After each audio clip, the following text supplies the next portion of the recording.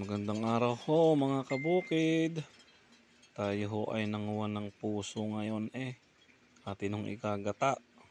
Ayan ho, atin ang hong gigiliin. Atin ang hong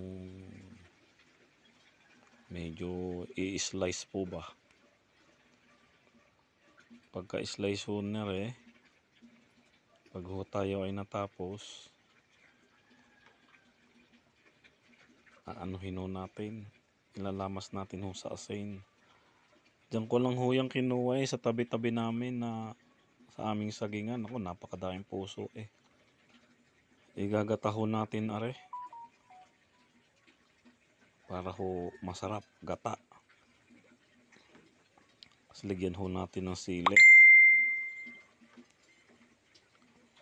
para ho masarap.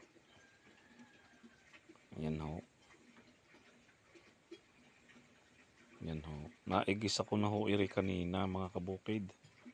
Hindi ko na ho na-videohan ako'y nabisi yan. Liligyan ko na ho ng ginisa ko ho yan kanina ng sibuyas, bawang, tsaka mantika, tsaka ko niligay ho yung puso. Naigisa ko na ho kanina. Ayan ho. Tinakpan ko kasi wala akong takip Ito na lang natin. Ang gana. Ang pinantakip natin. Wala kasi makasukat dito sa ating kawaling malaki Ayan ho. Napakarami.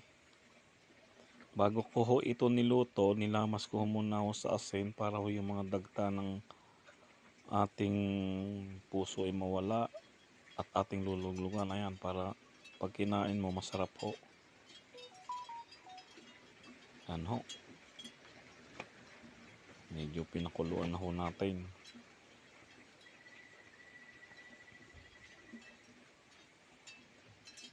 Medyo ho ating liligyan na ng ingredient, asin, tsaka yung ating pampasarap. Yan ho. Okay na ho yan mga kabukid. Lagyan ho natin ng sili. Iligay din ho natin ang gata mga kabukid. Ayan ho. Napakainam na rin mga kabukid. Ito'y maghapong ulaman na At may sobra pa sa dami na rin. Ayan mga kabukid. Ayan ho, kumukulo na.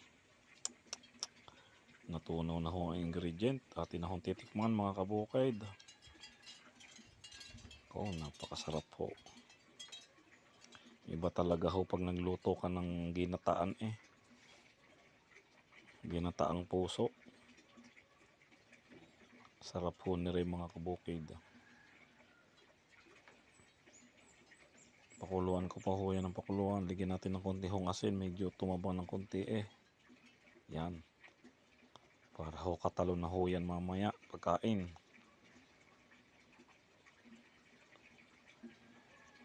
Dami ho na rin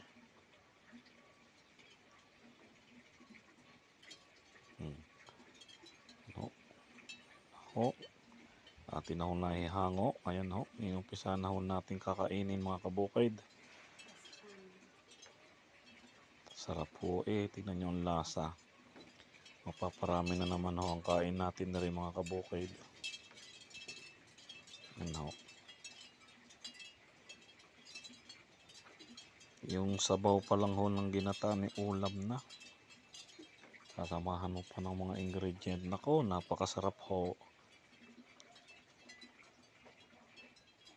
Napakarami pa ho natira doon sa kawali mga kabukid. Ho isang bandihado na napuno na Hanggang mamaya at bukas natin tong ulam siguro. Yan ho. Kain ho pala mga kabukid.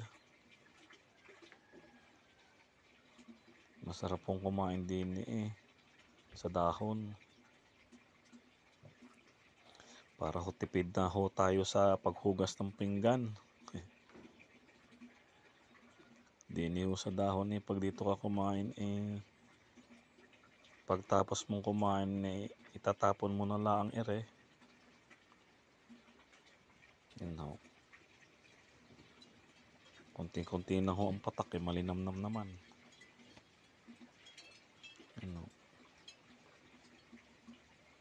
Sarap ho eh. Ay siya mga kabukid, kain ho muna tayo. Ayan ho. Kami nang naubos na mag-asawa eh. Simot ho eh. O sige ho mga kabukid. Maraming salamat sa inyong panonood.